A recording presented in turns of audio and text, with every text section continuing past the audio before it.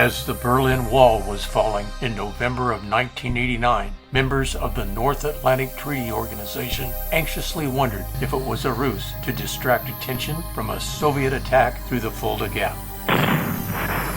On freedom's frontier, at the western edge of the inter-German border near Fulda, United States Army Major Neil W. Bute, commander of the 511th Military Intelligence Company, led the 175 men who listened to Warsaw Pact signal communications in East Germany, analyzed them, and kept the world calm. Hello. Today is September 22nd, 2025, and I'm Veteran History Project interviewer Ken Ruth. We're in Fredericksburg, Virginia with Neil Bute. Neil's career in the United States Army culminated in a front row view of one of the most momentous events of the 20th century, the fall of the wall dividing East and West Germany. So Neil, if you'll start off by stating your name, your date of birth, and a little background about yourself. All right, and thank you. Well, I was born in Kankakee, Illinois on March 2nd, 1948 at St. Mary's Hospital. My father was Everett Bute. My mother was Gladys White Bute. They both grew up during the Great Depression, and they knew hardship. Dad was a farmer, a delivery driver, a factory worker, and during World War II, he worked in the Chicago shipyards. Mom was a housewife who was kept very busy with a daughter and 5 sons.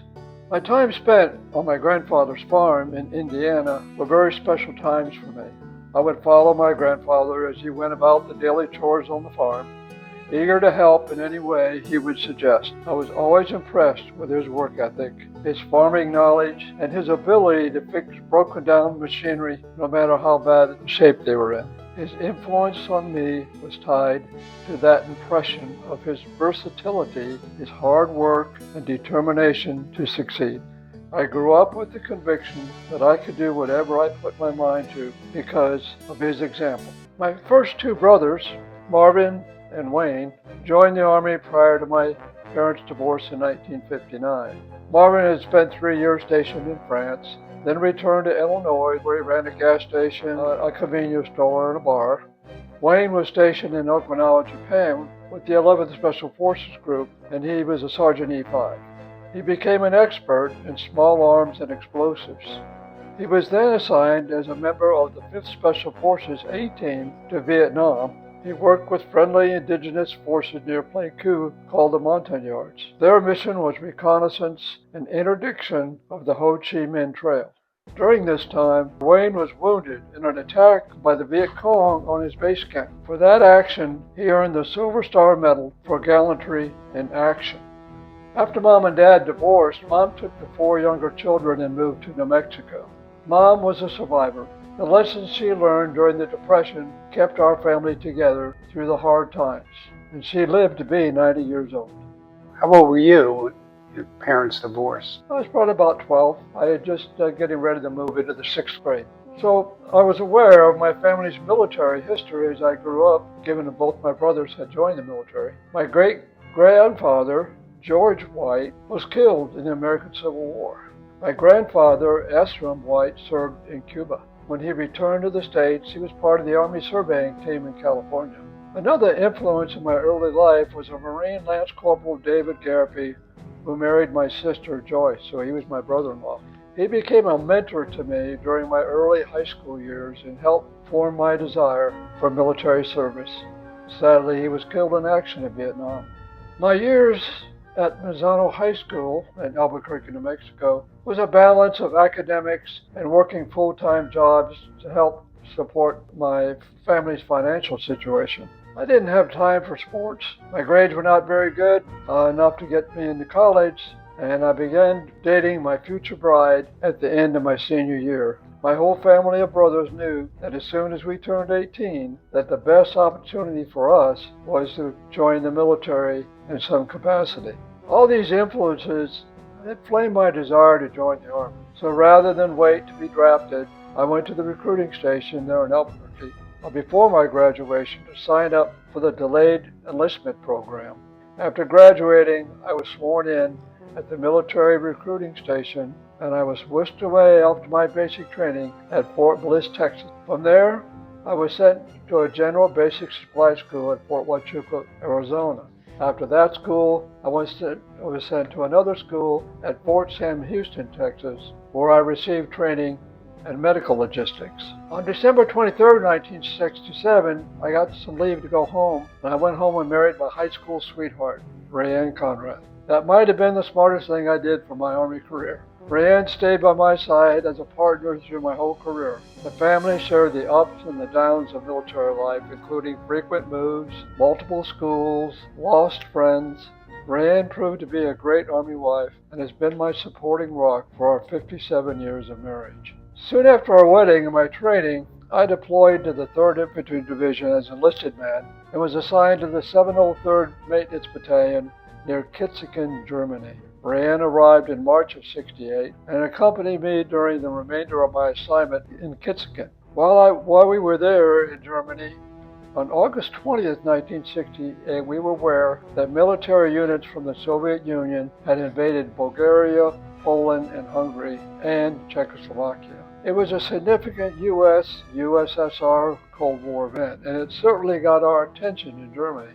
The thinking of European civilians in the 703rd Infantry Division was that Russia was proving to be an empire builder just like Nazi Germany.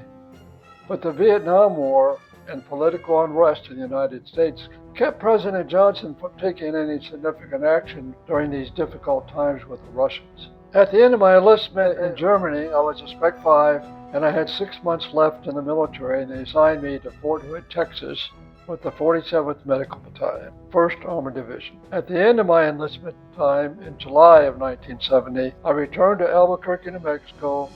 I enrolled at the University of New Mexico. While I attended classes at UNM, I decided to become an Army officer. I had to transfer from the University of New Mexico to New Mexico State University, and I enrolled in the Army ROTC program. I graduated from New Mexico State University with a Bachelor's of Science degree and a minor in Special Education.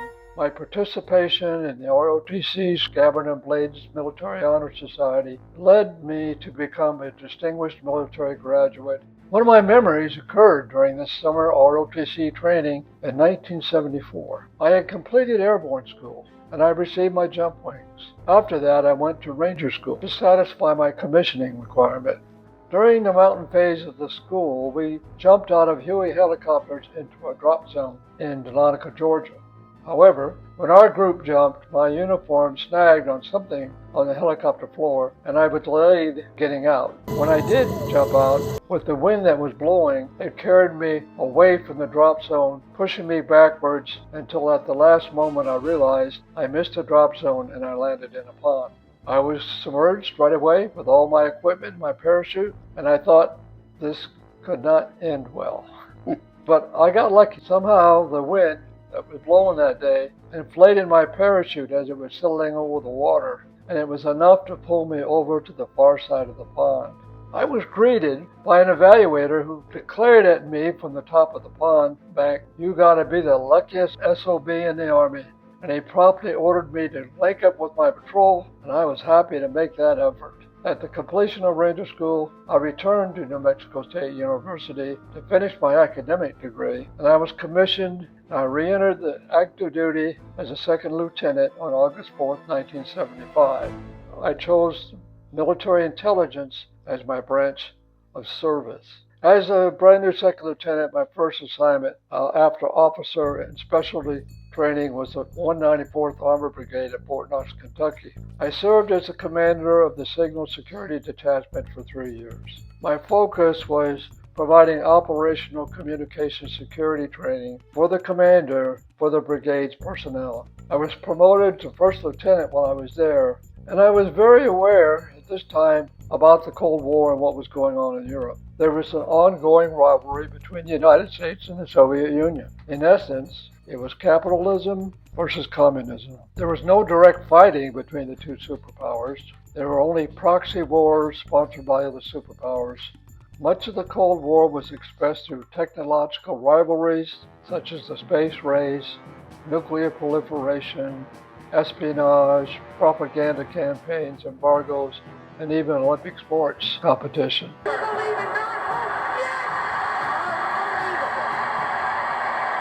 Let me describe the history and conditions that led to the construction of the Berlin Wall and a fortified border. It was after World War II. Germany was cut into pieces. West Germany and West Berlin kept their democratic style of government, but was occupied by military units of the Allies who defeated Nazi Germany in 1945.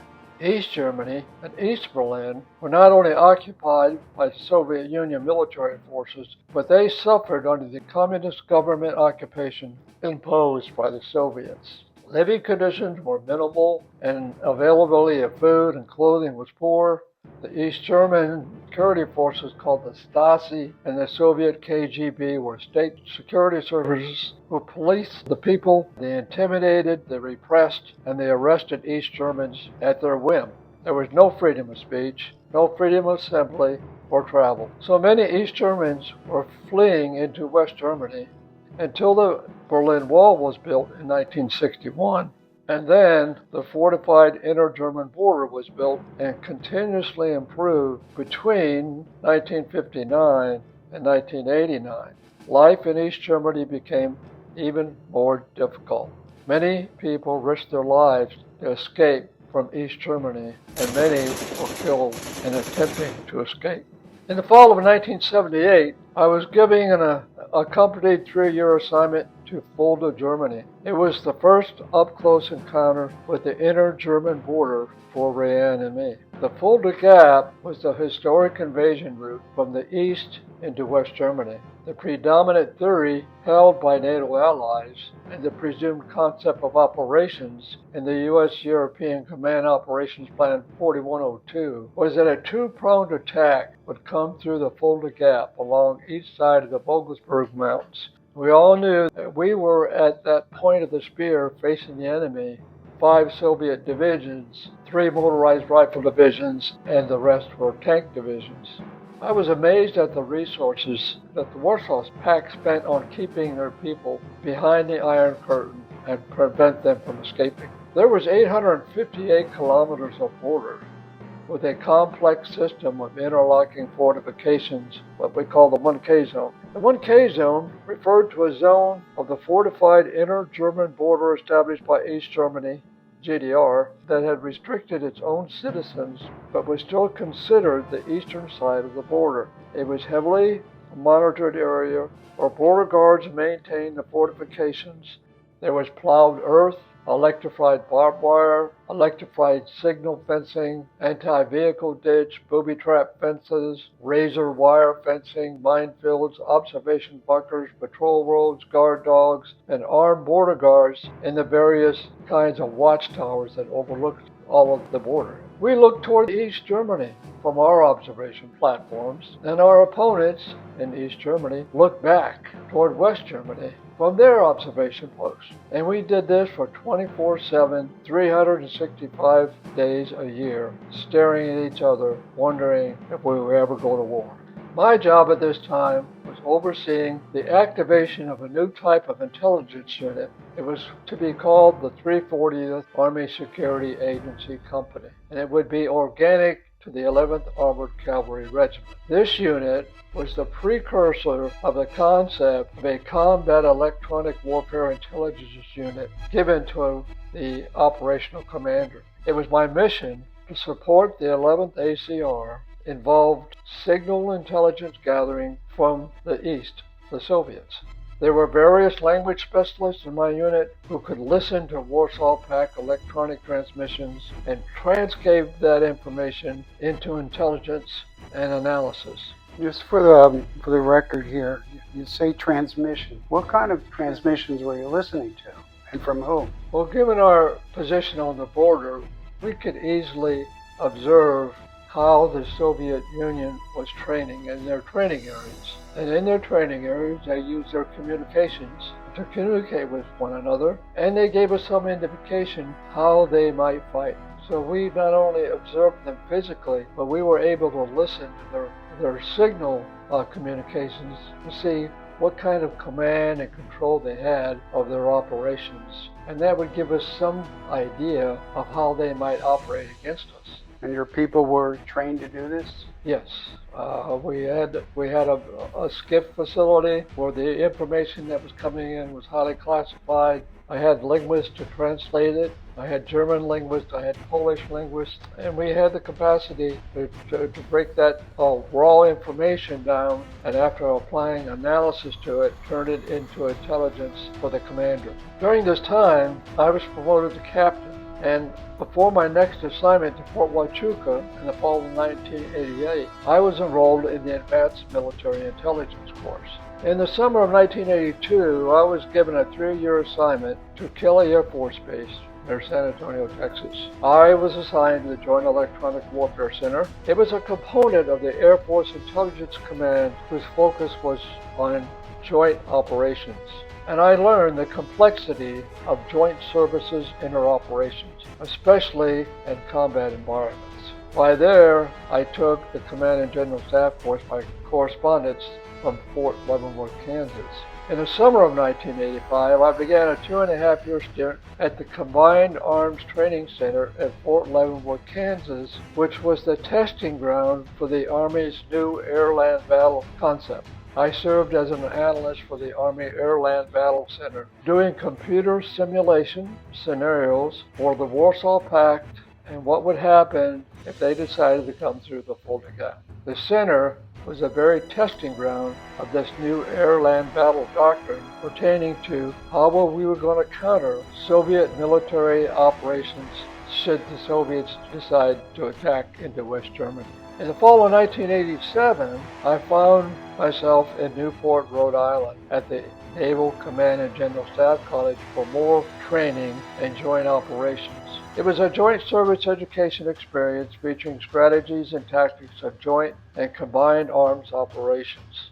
While there, I earned 2 master's degrees, one from the South Bay Virginia University in International Relations and one from the Navy War College in National Security and Decision Making. While I was there, I was promoted to major about the end of my assignment there. Then in the fall of 1988, I received orders back to the 11th Armored Cavalry Regiment in Fulda, Germany. I was to be the regimental intelligence officer, and in this capacity, my responsibility was to provide timely intelligence support to the commander of the 11th Armored Cavalry Regiment.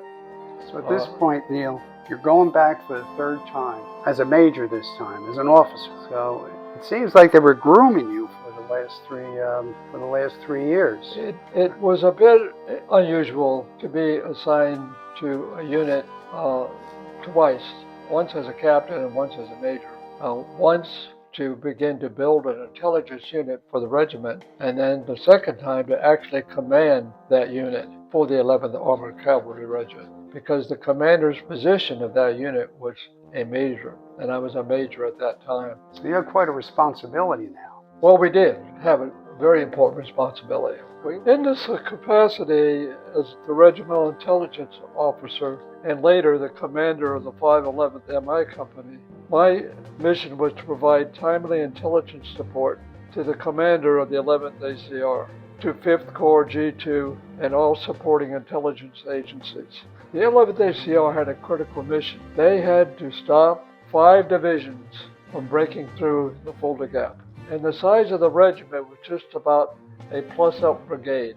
They were greatly outnumbered by these 5 divisions, which averaged about 13,000 personnel, 3 motorized rifle divisions, a tank division, and a tank regiment. And they were responsible for 385 kilometers of the Iron Curtain. So we conducted day-to-day, 24-hour, 365 days of surveillance on the border of the Soviets' training areas, and whatever they were doing, we were trying to determine what kind of intelligence we could glean from them in case of an attack of the Fulda Gap. So you said 385 kilometers? That's about half of the entire border between East and West Germany, correct? Correct. That was our sector, but it was a very critical sector because if the Soviets could break through there, they had a direct route to Frankfurt. and the airfields and the highway system. And from there, they could really spread out quite quickly. So a quick strike in that area would decimate 5th Corps and decimate USAR's response. Yeah, big responsibility. It was. One of my ironies, though, of my life was the fact that 10 years earlier, I oversaw the activation of this new kind of intelligence company. It was called the 340th ASA Company that evolved into the 511th MI Company, which is the one that I commanded during this time. In the winter of 1988, I took command of the 511th, supporting the 11th Armored Cavalry Regiment commanded by Colonel John Abrams. So now you're in command of 511. Correct. As a major. As a major. And how many men do you have under you? I had 175 men. I was in command. We had a skiff operations full of analysts, linguists, and for handling all classified information. So we were a very unique unit. It was the first one-of-a-kind intelligence units that was deployed in Germany. Okay. Wow. As a commander of the 511, my primary responsibility was collecting and providing timely intelligence to the regiment in 5th Corps G2 in Frankfurt. If we failed to do this in a timely manner, the Soviets could easily break through and attack all the way to Frankfurt before you would know it. So we had to give the first warning as the Soviets were coming so that the 5th Corps 2 divisions, the 8th Infantry Division, and the 3rd Armored Division could deploy quickly to back up the regiment. Our goal was to slow them down, give the other units behind us time to deploy and slow down and hopefully stop the attack while we were bringing on more forces as quickly as we could. Okay. So my job was to provide critical intelligence to the regiment and to the 5th Corps G2 in Frankfurt. I was primarily concerned with the operations along the inter-German border, the fence, border security, and guarding the 1 kilometer zone. And they had a clear line of sight. The 11th ACR and the 511th MI Company became the guardians of what we called freedom's frontier. In early 1989, the Soviets started to experiment with a new doctrinal concept that we haven't seen before in their training. It was called the OMG, the Operational Maneuver Group. And all this turned out to be was a quick-moving, brigade-sized unit made up primarily of tanks to strike deep and exploit any success that the forces were having in order to quickly allow the follow-on forces to break through. Was this considered like a new threat that you hadn't seen before? It was a new way of operation because this unit, very large in scope, at least a brigade size, had to be able to operate independently for at least a short period of time in order to be successful. And so the Soviets were trying to find out what was the best way to do that and provide all the support that unit needed to have a breakthrough. But this is new. It is new. And the OMG would eventually turn out to be kind of cumbersome. And our evaluation of the OMG concept was it was not going to be an easy beast to control. So now you're on alert. And now we're on alert. And all we have to do is slow this guy down long enough to bring in air support to stop him in their tracks. So moving on to August 1989. Yeah, 1989 was interesting. We learned of a picnic which opened up the Iron Curtain between Austria and Hungary for a day. One day. One day. And at that picnic, people from Hungary began to just walk across a very weak barbed wire fence. It was very porous. The fortifications in Hungary were not well kept. By October of 1989, the East German public was becoming restless with what was going on, not only in Hungary and Austria and these places where people were beginning to leave from East Germany, making their way into West Germany. Things started to heat up in Berlin. People were beginning to protest. People began to come out during the day and the night chanting, "Tear down this wall." The very quote that President Reagan gave, and he made famous during his speech at the Brandenburg Gate in Berlin on June 12, 1987. Mr. Gorbachev, tear down this wall. Now in all your 3 tours there, this is all things that are totally out of the ordinary, correct? Totally out You feel something might be coming? Or? It was.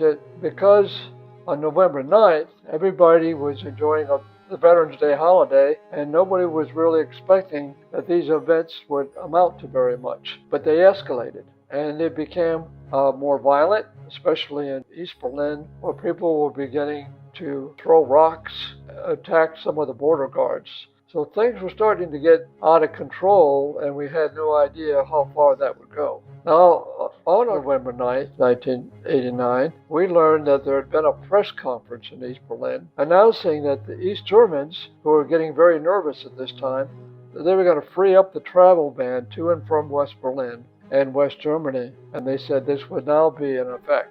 Had that ever happened before? No, never happened. This is the first time we've seen any evidence of the relaxing of travel for East Berliners into West Berlin. The East Berlin guards were not informed of this announcement, and all of a sudden, things started to spin out of control, resulting in mass chaos.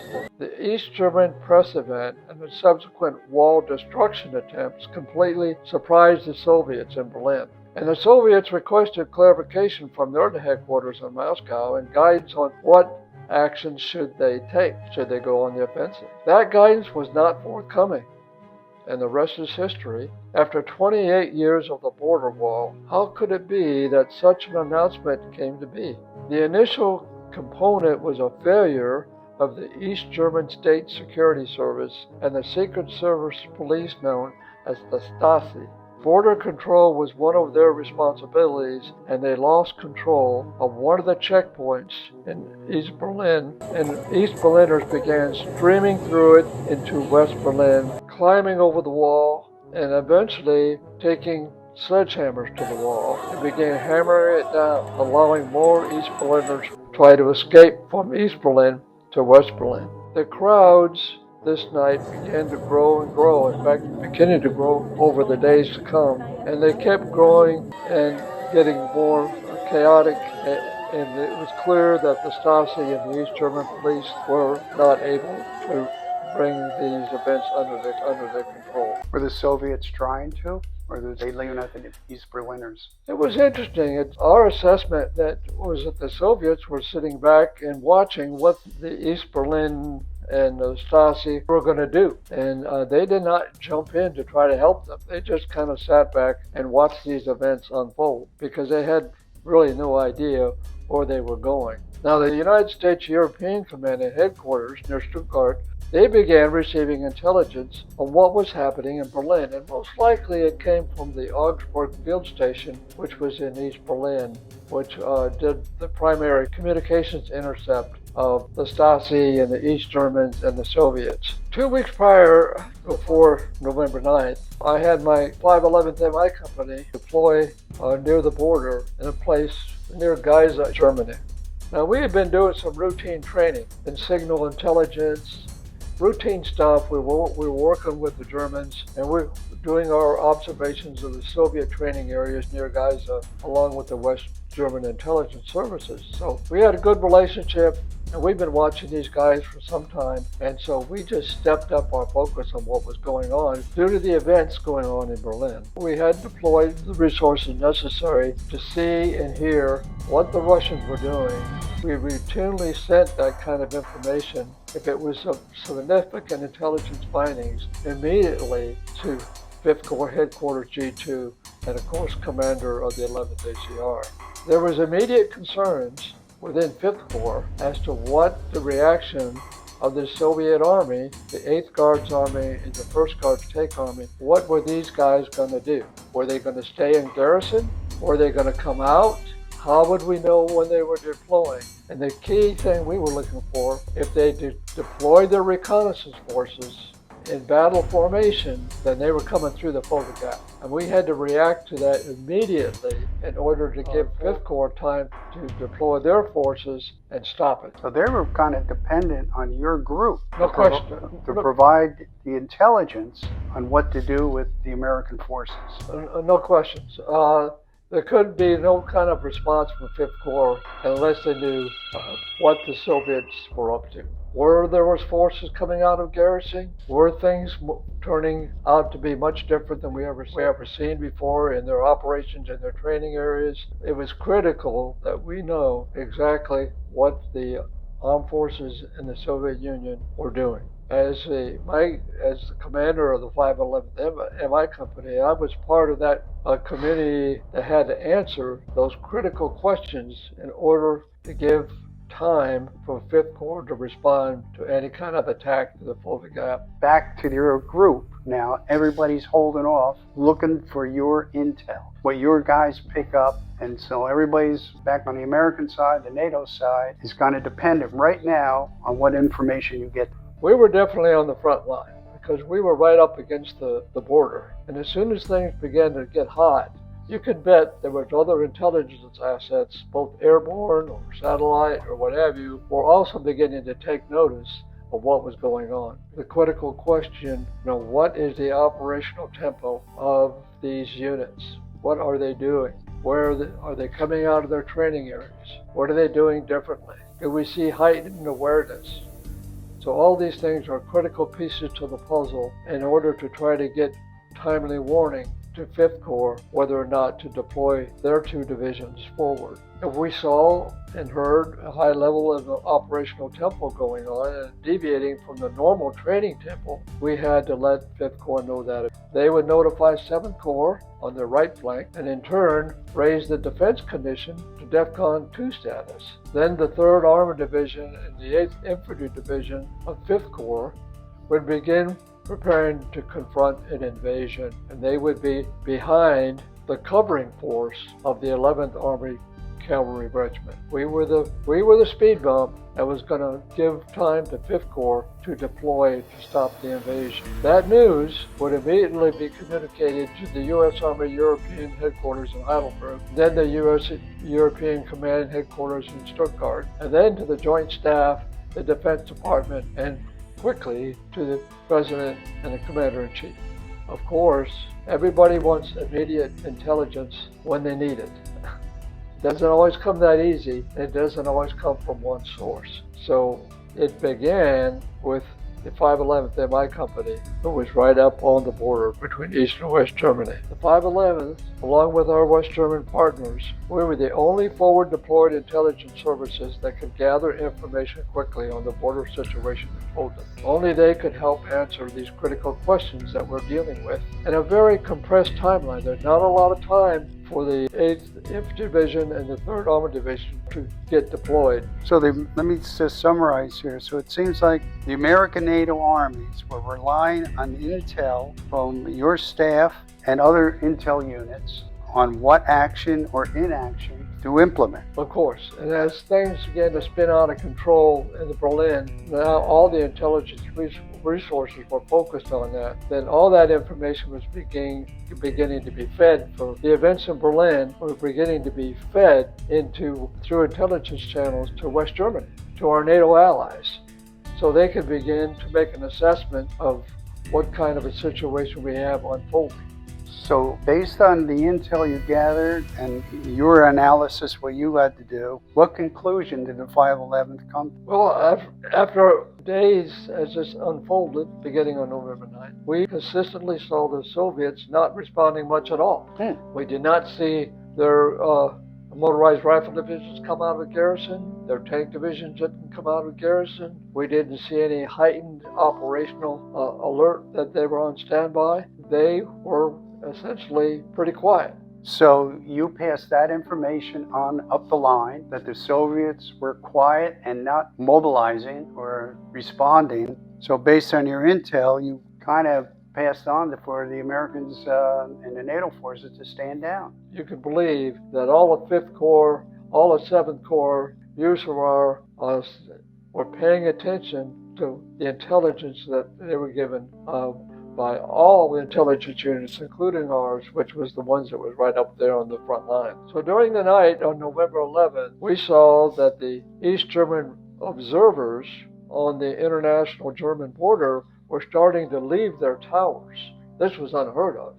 For 20-some years, we had been observing these East German observation towers from the West German observation towers, and to suddenly see now that they were beginning to abandon some of these observation towers was a pretty good indicator that the Soviets were beginning to withdraw their forces from the border along with the East German forces, and were not going to make attacks toward NATO through the Fulta Gap. During the night of November 11th, when we saw these observers abandoning the towers and the guards retreating from the barrier, we began to see an influx of East Germans coming into the inter-German border and trying to get around the minefields and the fences. We were seeing in the rural areas a version of the well-publicized fall of the Berlin Wall that was going on in East Germany now was happening on the inter-German border. Breaches in the border fortifications were increasing. East German civilians were ecstatic about and were enthusiastically pouring through the breaches into West Germany. And it was like a hole in a dam, and the water was just gushing through and nobody could stop it. The West Germans welcomed the East Germans with open arms. It would take about a year before the entire barricaded border fence between East and West and portions of Germany collapsed. Eventually, the Soviet Union completely withdrew from the eastern part of Germany, and Germany formally celebrated this as Unity Day on October 3rd of each year to this day. Now, a fascinating incident that Rayanne and I was involved in occurred during the euphoric period after the East Germans in Berlin began pouring into West Germany. She was in the line of traffic at a stoplight in downtown Fulda, and there was a West German car in front of her. It was an American car, and there was an East German car behind her. It was a Traube. It was very obvious it was an East German car because the Traube only had a two-stroke engine, and they smoked like the dickens. And she was stopped at the stoplight, and the citizen in the West German car stopped, put his car into park, jumped out of the car, and he ran around Rayanne's car, which was in the middle, stopped at the window of the East German's car, and they were chatting and shaking hands and jumping up and down. And then when the light turned, he ran back to his car and continued on his way. It was a very exciting time, and I'm sure that this wasn't the only time and place it was happening. I think it was happening through numerous places between East Berlin and West Berlin. Because remember, West Berlin was sort of the Shangri-La. That was the place where the East Germans wanted to go, because they had freedom of speech, freedom of action. They had, it was a great life on the West German side of the border and a pretty bad life on the east side of the border. So people were ecstatic to get out of East Berlin and eventually out of East Germany. So eventually, the Berlin Wall came down? Yep, eventually it came down. And eventually, West Germany and East Germany, I think it was in 1993, reunited. Yep. And came back together. At some point after that, did you have any opportunity to go to the other side? I did, just before I was reassigned from the 11th ACR to the 108th MI Battalion. I had the opportunity that now that the inter-German border had come down and the fence went away and the East German observation towers were empty, and even on the west, we were getting to draw down some of our resources on the border as well. I was able to walk across where the border was and climb into an East German border tower and take a picture of what it looked like looking west out of the East German border tower. To the NATO American side, correct? Right, looking into NATO. And these West German observation towers were basically cement tubes jammed into the ground with some kind of observation platform on top. Most of them were not even heated, so I can understand why the guards were anxious to leave. So when you had that opportunity to look from east to west, did it ever hit you that you, as an American soldier, an officer involved in the intel department, played a role in all of this happening? Yeah, I really, after all my years studying the Soviet Union and their operations, what happened to them in Afghanistan later on, what was happening in East Germany, that we have reached an inflection point, that things have now changed, and there's going to be a new day and a new look between East and West Germany, then it would eventually be reunification, is what happens, thanks to Chancellor Kohl, who pressed for reunification between East and West Germany. And you had mentioned something about Vladimir Putin. Oh, Vladimir Putin. It's interesting to note that Vladimir Putin was a lieutenant colonel in East Berlin. He was a KGB intelligence operative. He was actually stationed in Dresden. And he was the lead person that worked with the collaborators and the Stasi police forces to provide the security that they wanted between East and West Germany. But after the wall fell, Mr. Vladimir Putin didn't have a job anymore. And he was recalled to Russia. He ended up going to Petersburg. You might remember Petersburg as being Stalingrad. And he went there and he got a job with the new government and the new President Yeltsin. And from that job, he began to work his way up into different positions, steadily gaining more power. And in a very short time, he became the commander of all KGB forces in Russia. So you could say that at this point in time, Putin starts his rise to power right at the very end of the fall of the Berlin Wall and the beginning of a new day and the reunification of East and West Germany. So, where did you go from there? Well, things had changed. The West were beginning to withdraw forces from 5th Corps and 7th Corps due to the events that was going on in the Middle East. And in the summer of 1990, I was reassigned to the 108th Military Intelligence Battalion in Wildflecken, West Germany, where I was the battalion S3. Essentially, I was in charge of operations of the 108th MI Battalion. I was there for just about a year, a little short of a year, just about the time 7th Corps deployed to Saudi Arabia and became part of CENTCOM, and eventually they would go into Iraq. 7th Corps would be completely taken out of Germany very quickly. Most of 7th Corps and their assets ended up going into Iraq, and 5th Corps would begin a gradual drawdown. We would begin withdrawing all the forces out of 5th Corps, including the 11th ACR. But Desert Storm was the trigger that made all this happen. All the personnel from 7th Corps, many, and some from 5th Corps, but mostly it was 7th Corps, they would end up being involved with the conflict in Iraq. 5th Corps was left in place, and as we understood it, it was because that the Army wanted to stabilize the families and keep them in place until they could see what the events that would unfold in Iraq. Sure. After that, you were back in the U.S., huh? Yep. I was approaching 20 years in the military in the fall of 1991, and I was reassigned back to the Joint Electronic Warfare Center at Kelly Air Force Base in San Antonio, Texas, where I was to become an intelligence analyst for the Army. Again, with a focus on joint operations, because the Army and the Air Force and the Marines and the Navy all realized the benefits of them all working together in combined arms joint operations. And it was at that point, in 1992, I'd reached my 20 years in the military, and I decided to retire. And after my military retirement, I was hired within 6 weeks as a teacher at the South San High School in San Antonio. I started teaching a remedial math class, soon moved to the special education department and teaching vocational skills to students with disabilities who were not on the academic track. I did that for about 5 years at South San High School, then transferred to Cole High School at Fort Sam Houston, Texas. And I did the same kind of things at Cole High School. I left Cole High School after about 3 years, and I was hired at San Antonio Christian School as a middle school history teacher, which was right up my alley.